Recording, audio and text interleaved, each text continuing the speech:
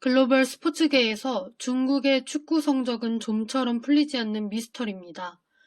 지난 2016년 브라질 리우데자네이루에서 개최된 제31회 올림픽에서 중국은 금메달 26개, 은메달 18개, 동메달 26개로 세계 3위에 랭크됐습니다.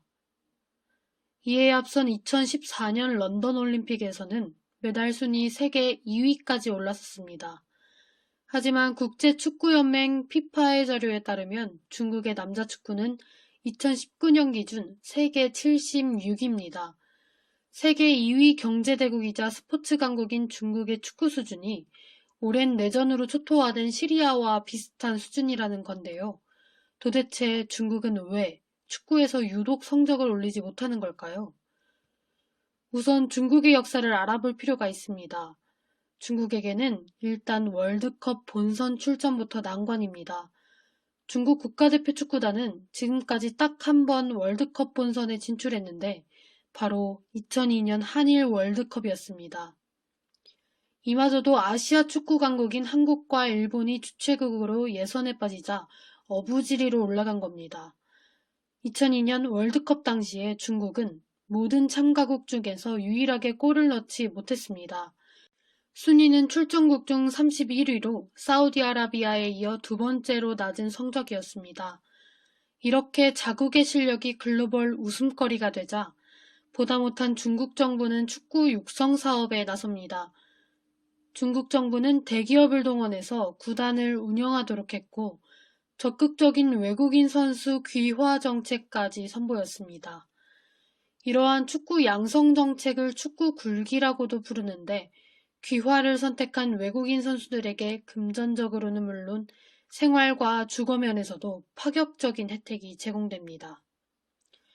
하지만 이처럼 중국 현지 축구리그에 투자가 쏟아지는 점이 중국 축구 실력 향상을 가로막는 가장 큰 걸림돌이라는 지적도 있습니다.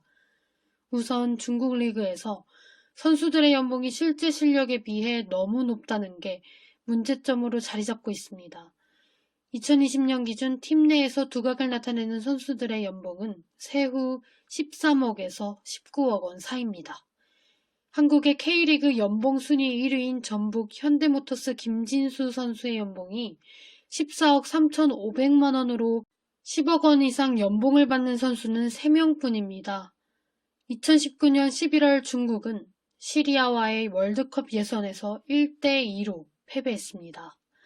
득점을 한 시리아 선수의 월급이 27만 원밖에 되지 않았는데 이 사실을 알게 된 중국 축구 팬들은 성적은 못 내면서 연봉은 많이 받아간다며 분노를 표출하기도 했습니다. 중국 언론들 또한 중국 리그에서 너무 많은 돈을 받기 때문에 유럽이나 해외 리그로 진출하려는 의지가 아예 없다고 비판하기도 했습니다. 그 외에도 중국 축구의 부진에는 다양한 이유가 꼽히는데 그 중에는 중국 정부가 1970년대부터 시행한 한자녀 정책 때문이라는 시각도 있습니다. 축구는 개인의 역량보다 팀워크가 중요한 스포츠입니다. 근데 집안 어른들의 사랑을 한몸에 받고 자란 젊은 층의 개인주의 성향이 매우 강하다는 점이 문제점으로 꼽히고 있습니다. 하나밖에 없는 아이가 운동보단 공부를 하기를 원하기 때문에 축구 인재가 제대로 배출되지 못했다는 분석도 나오고 있습니다. 또 고질적인 부패도 문제가 되고 있습니다. 돈을 받고 실력이 부족한 선수를 경기에 출전시켜주거나 국가대표로 뽑는 일이 관행처럼 이루어졌기 때문입니다. 여러분들은 이러한 중국의 축구 실력에 대해서 어떠한 생각을 가지고 있나요? 오늘의 짜투리 정보는 여기까지입니다. 오늘도 소중한 시간 공유해 주셔서 감사합니다.